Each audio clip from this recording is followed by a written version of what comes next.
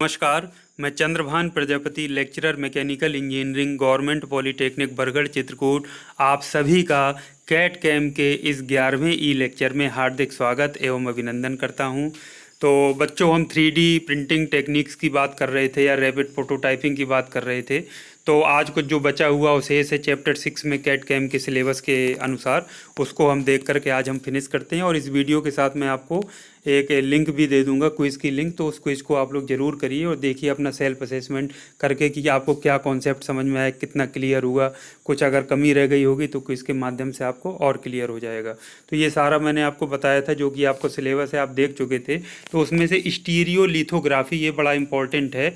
ये एक 3D printing तकनीक है। ये बहुतायत से इंडस्ट्रीज़ में यूज होती है, तो इसको हम जान लेते हैं। तो इसका नाम क्या है? SL हम शॉर्ट में कहते हैं। S फॉर स्टीरियो और L फॉर लिथोग्राफी।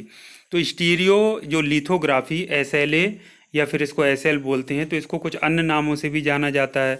अन्य नाम इसके कौन कौन से हैं? जैसे कहते हैं स्टीरियो लिथोग्राफी उपकरण, या ऑप्टिकल फैब्रिकेशन, या फोटो सॉलिडिफिकेशन, या रेजिन प्रिंटिंग जैसे नामों से भी जाना जाता है। तो ये सारे नाम इसी के स्टीरियो लिथोग्राफी के हैं। तो इसमें जो तकनीक यूज होती हैं, जैसे फोटो सॉलिडिफिकेशन, उसमें लिक्विड भरा होता है रेजिन का, उसको सॉलिड कर देते हैं तो फोटो सॉलिडिफिकेशन कहने लगे। रेजिन्स के रूप में उसका प्रयोग किया जाए तो रेजिन प्रिंटिंग भी कहते हैं। ऑप्टिकल फैब्रिकेशन का भी नाम, क्योंकि तकनीक में, मशीनों में जो तकनीक यूज होती है। और स्टीरियो लिथोग्राफी उपकरण के नाम से जाना ही जाता है। तो आप देख पा रहे हैं, दूसरा ये एक 3D प्रिंटिंग टेक्नोलॉजी है जिसमें फोटोकेमिकल प्रक्रम द्वारा परत दर परत जोड़कर 3D मॉडल का निर्माण किया जाता है। तो इसमें किस प्रक्रम का प्रयोग किया जाता है? फोटोकेमिकल तकनीक का प्रयोग किया जाता है और परत दर परत जोड़कर 3D मॉडल का निर्माण किया जाता है। तो आपको पता है कि परत दर परत जोड़ मीन्स ये एडिटिव लेयर मैन्युफैक्चरिंग प्रक्रम है। तो स्टीरियो लिथोग्राफी एक एडिटिव लेयर मैन्युफैक्चरिंग प्रक्रम है जिसमें अल्ट्रा वायलेट लेज़र को फोटो पॉलीमर रेजिन के टब में फोकस किया जाता है। स्टीरियो लिथोग्राफी प्रिंटर का कार्य सिद्धांत चित्र 7 में, यानी कि अगली स्लाइड में दिखाया गया है। तो इसमें ये चीज़ आप जरूर याद रखिए, ये बड़ी इंपॉर्टेंट चीज़ है। अभी ऑब्जेक्टिव टाइप प्रश्न जब मैं क्विज दूंगा तो उसमें पूछा जा सकता है। स्टीरियो लिथोग्राफिक एडिटिव मैन्युफैक्चरिंग तकनीक, ठीक है, जिसमें क्या किया था? अल्ट्रा वायलेट लेजर को फोटो पॉलीमर रेजिन के टब में फोकस किया जाता है। तो ये चीज़ आपको इम्पोर्टेंट, इसको याद रखिएगा।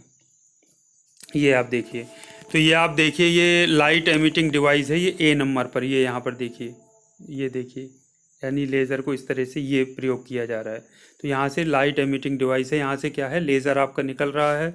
जो B नंबर पर है आपका, ये क्या है? इल्यूमिनेट कर रहा है ये लेज़र। और ये DLP क्या है? Selectively illuminate the bottom of A tub.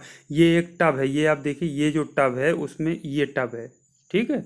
और ये आपका मूविंग प्लेटफॉर्म में, पहले की आप जो बहुत सारी तकनीकें आपको मैंने बताई थी उसमें बताया था मूविंग प्लेटफॉर्म यूज होते हैं। जो भी एडिटिव लेयर तकनीक होती है उसमें मूविंग प्लेटफॉर्म या मूविंग टेबल यूज होती है। जो एक लेयर बनती है तो टेबल खिसक जाती है, दूसरी लेयर बनती फिर खिसक जाती है, फिर तीसरी बनती है, चौथी, ऐसे चलता रहता है। तो ये आपका लाइट एमिटिंग डिवाइस है, यहाँ से लेज़र निकलती है, फिर सेलेक्टिवली, यानी जिस तरह का मॉडल हमको बनाना होता है या उत्पाद जैसा बनाना होता है उतने को ही ये प्रकाशित करती है। तो यहाँ पर आप देखिए, ये जो टब है उसमें क्या है? Filled with liquid photo polymerising resin. इसमें लिक्विड फॉर्म में फोटो पॉलीमराइजिंग रेजिन को भर दिया जाता है। और ये क्या होता है? ये जब ये लेज़र लाइट इस पर पड़ती है, उतने पार्ट को इल्यूमिनेट करती है तो वो उसको ठोस कर देती है, यानी सॉलिडिफाइड रेजिन में बदल देती है। और ये प्रोसेस तब तक चलती रहती है। तो एक लेयर जब पूरी कंप्लीट हो जाती है तो फिर ये प्लेटफॉर्म क्या होता है? खिसक जाता है, तो फिर जगह बन जाती है, तो दूसरी लेयर बनाई जाती है। तो ये आप देखिए, एक महिला का जो फेस है इसमें आप देख पा रहे हैं, ये बनाया जा रहा है, ये देखिए। तो ये नीचे से इस तरह से बनाया जा रहा है, तो एक लेयर बन गई। तो लेयर सेलेक्टिवली बताया कि इल्यूमिनेट करती है, वो नहीं उतने ही पार्ट को जितने में हमको एक लेयर का जैसा डिजाइन होता है। तो ये डिजाइन हम कैड मॉडल में जो भी बनी होती है उसी हिसाब से लेयर बाई लेयर ये चलता है। तो वो डिजाइन उसी हिसाब से सेलेक्टिवली उसी जगह को इल्यूमिनेट करता है। तो वहाँ से ये लिक्विड फॉर्म में जो रेजेंस भरा है, ये आप देख भी पा रहे हैं लिक्विड फॉर्म में, ये देखिए भरा हुआ है ये यहाँ पर। तो ये भरा हुआ है, तो ये उसमें जब लाइट पड़ती है उस पर लेज़र जो पड़ता है तो उसको क्या करता है, सॉलिडिफाइड यानी कि ठोस कर देता है, पॉलीमराइजिंग रेजिन जो होता है उसको। और इस तरह से जो आपका प्लेटफॉर्म है, लिफ्टिंग प्लेटफॉर्म, ये ड्रैग होता जाता है और इस तरह से हमारा जो पूरा मॉडल है, ये देखिए उत्पाद है, ये हमारा बन करके तैयार हो जाता है। तो इसको बस थोड़ा सा, जैसे वो पहला था प्रोसेस, बस थोड़ा थोड़ा अंतर है, बाकी मूविंग प्लेटफॉर्म उसी तरह से थोड़ा थोड़ा सा डिफरेंस है। जैसे फॉयल अगर सप्लाई होती है तो रोलर्स लगे होते हैं, और जैसे फिलामेंट सप्लाई होता है तो रोलर होता है, उसमें फिलामेंट लिपटा होता है, उसको उससे सप्लाई किया जाता है। तो है सारा लगभग थोड़ा थोड़ा 3D प्रिंटिंग तकनीकें लगभग सेम, बस थोड़ा थोड़ा सा इनमें अंतर है। तो उनके कॉन्सेप्ट को भी आपने समझा, तो इसको आप आसानी से समझ गए होंगे। तो इसको हम देख लेते हैं, इसके एसएल प्रिंटर के लाभ क्या हैं। इसके द्रुत प्रक्रम है यानी फास्ट है, और इसमें किसी भी तरह की डिजाइन के निर्माण में सक्षम होता है, चाहे जैसी डिजाइन आप बना लीजिए, डिजाइन जैसी बनी होगी वैसे उत्पाद तैयार कर देगा। इसके अलावा या सीमाएं क्या है कि ये महंगा प्रक्रम है, क्योंकि फ़ोटो इसमें उसके द्वारा फोटो केमिकल प्रोसेस का यूज होता है, रेजिन्स लिक्विड फॉर्म में होता है, तो थोड़ा कॉस्टली पड़ता है। इसके अनुप्रयोग क्या है, प्रोटोटाइप निर्माण में और मेडिकल मॉडल निर्माण में इसका प्रयोग बहुतायत से किया जाता है। अब ये कुछ अभ्यास के लिए प्रश्न है जो अभी तक हमने पढ़ा है, सीखा है, तो उसके आधार पर हम देख लेते हैं कि हम इन प्रश्नों के आधार पर उत्तर देने में सक्षम हैं। तो इस बार तो चूंकि जो आपका आंसर शीट में लिखने के लिए नहीं आना है विस्तार पूर्वक, या कन्वेंशनल होना नहीं पेपर, तो आपको बहुत कॉन्सेप्ट पर ध्यान बहुत देना है, लेकिन फिर भी आपको प्रश्नों और उनके उत्तर समझ में आना चाहिए, पता होना चाहिए। जैसे रैपिड प्रोटोटाइपिंग से आप क्या समझते, समझाइए, आप इसको समझा सकते हैं। 3D प्रिंटिंग को विस्तार से समझाइए, इसको आप समझा सकते हैं। निम्नलिखित पर संक्षिप्त टिप्पणी लिखिए, ऐसा भी प्रश्न पूछा जा सकता था जो कन्वेंशनल पेपर्स होते थे। 3D प्रिंटिंग को समझाइए। फ्यूज डिपोजिशन मॉडलिंग पर संक्षिप्त टिप्पणी लिखिए। लेमिनेटेड ऑब्जेक्ट मैन्युफैक्चरिंग पर संक्षिप्त टिप्पणी लिखिए। सेलेक्टिव लेजर सिंटरिंग पर संक्षिप्त टिप्पणी लिखिए। स्टीरियो लिथोग्राफी पर। तो ये सारी तकनीकें हमने पढ़ी हैं, जो हैं सभी को आप समझा सकते हैं, सिंपल चित्र बना करके उसको एक्सप्लेन कर सकते हैं। एक्चुअल 3D प्रिंटर जो था वो भी हमने आपको दिखाया, समझाया।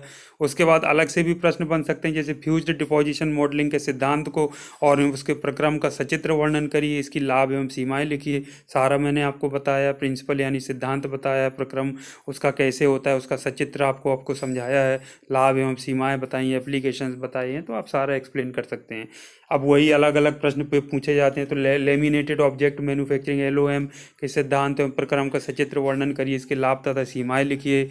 अगला छठा है सेलेक्टिव लेजर सिंटरिंग के सिद्धांत एवं प्रक्रम का सचित्र वर्णन करिए, इसके लाभ तथा सीमाएं लिखिए। स्टीरियो लिथोग्राफी के सिद्धांत एवं प्रक्रम का सचित्र वर्णन करिए, इसके लाभ तथा सीमाएं लिखिए।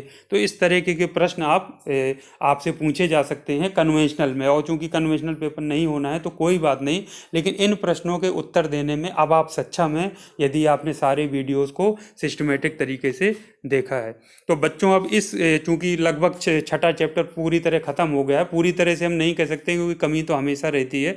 यदि कोई और नया लगता है कि कुछ छूट गया है या कुछ कॉन्सेप्ट रह गया है या कोई कम कॉन्सेप्ट समझ आया है, तो उसको और एक्सप्लेन करने के लिए और नई चीज़ें समझाने के लिए इस चैप्टर से संबंधित एक्स्ट्रा वीडियो बनाकर भी मैं आपको अपलोड कर दूंगा।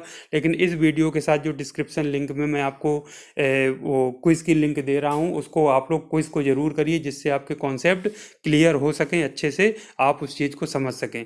यदि आपको मेरा वीडियो पसंद आया हो या मेरे सारे जो और वीडियोस हैं पसंद आते हो, तो मेरे चैनल को लाइक और सब्सक्राइब करना मत भूलिएगा। आज के लिए थैंक यू वेरी मच।